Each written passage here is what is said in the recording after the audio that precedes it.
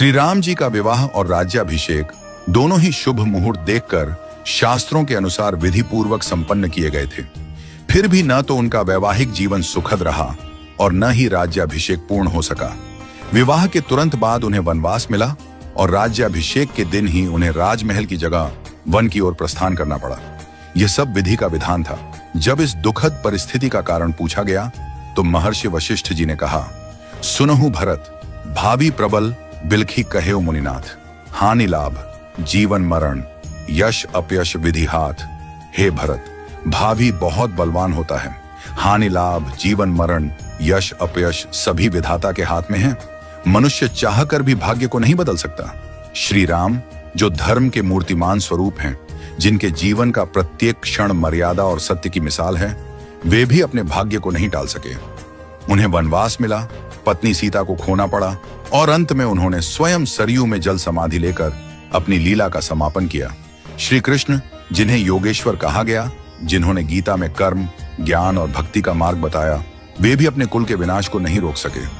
उनके यादव वंश में आपसी कलह से एक दूसरे का संहार हुआ। महादेव शिव, जो महामृत्युंजय के अधिष्ठाता हैं, वे भी अपनी प्रिया सती की मृत्यु को नहीं रोक सके। त्रिकालदर्शी होकर भी वे विधि के विधान को नहीं बदल सके। रामकृष्ण परमहंस, जिन्हें दिव्य सिद्धियां प्राप्त थीं और जिन्होंने हजारों लोगों को ईश्वर का मार्ग दिखाया, वे भी कैंसर जैसी बीमारी को नहीं रोक सके। उन्होंने कहा था, यह शरीर नश्वर है, आत्मा ही अमर है।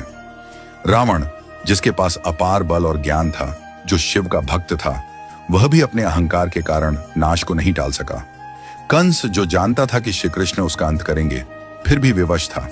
इन सभी घटनाओं से यही सिद्ध होता है कि मनुष्य अपने जन्म के साथ ही जीवन और मरण, यश और अपयश, लाभ और हानि, स्वास्थ्य और रोग, शरीर का स्वरूप, परिवार, समाज, देश और स्थान, इन सब का निर्धारण करके आता है।